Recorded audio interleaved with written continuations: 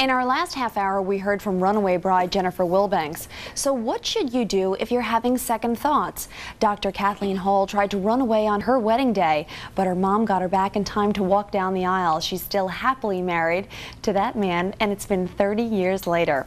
But the stress of that day inspired her to write Alter Your Life, Overbooked, Overworked, and Overwhelmed. Rachel Saphir called off her wedding 2 weeks before the big day and has never looked back. Her book is There Goes the Bride, Making Up Your Mind, Calling It Off, and Moving On. Today, contributor and psychiatrist Gail Saltz is here with some good advice. Good morning to all of you. Good morning. That was a mouthful. Okay, let's start out with you, Kathleen. You left on the morning of your wedding, and your mother came and found you, sent out people to find you. And you came back, and it's been over 30 years. Yes. What happened that morning when you woke up?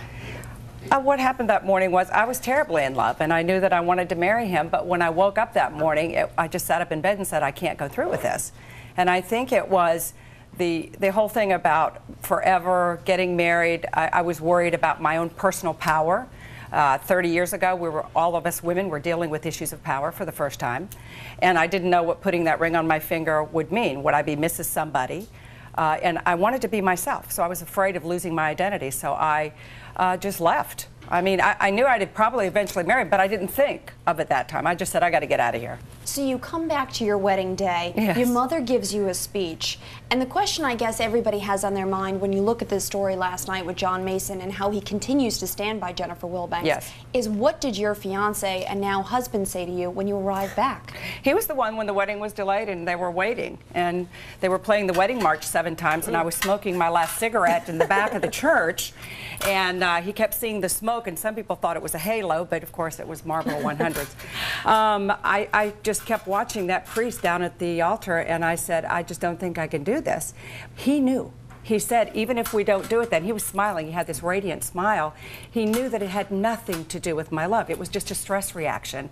And Alexis, the positive thing that came out of that was I worked also at 104 World Trade Center. I was under incredible stress, and I realized that some of us have stress hardiness and some of us don't. So I have spent my whole life passionately studying stress, and subsequently have become an expert on stress.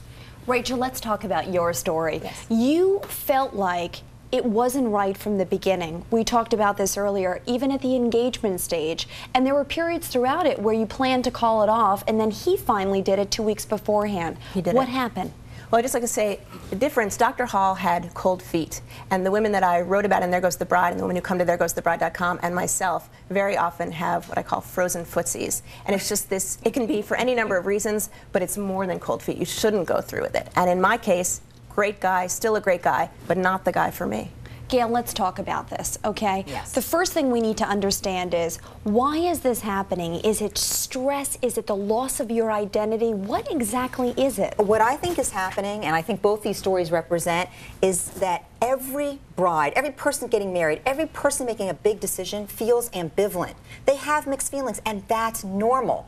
What's not normal and not okay is not being aware of the negative ones. Right. So when you stuff it down, actually, as was said last night in the interview, when you stuff it down and try to stuff it away, then you're going to blow at some point. You're going to become overwhelmed with the panic and not be able to examine whether, in fact, you want to get married.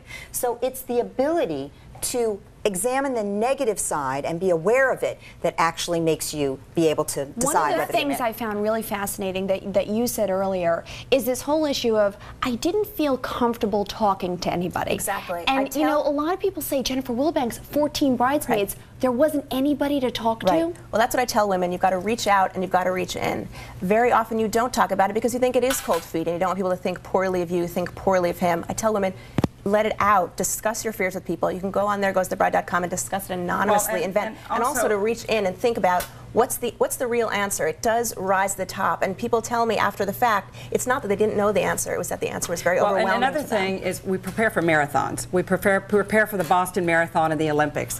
When you put that ring on your finger and you know the most stressful thing you're choosing to do in your life is going to happen, prepare for it. We need to do self-care. We know that people need to immediately, I think, all the families need to go into stress management.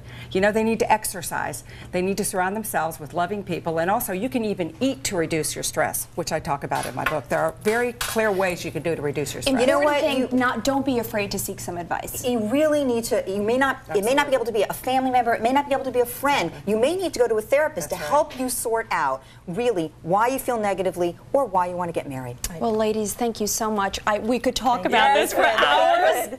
It's a really interesting topic, but I want to thank you all for joining us. Rachel Safir, Gail Saltz, and of course Kathleen Hall.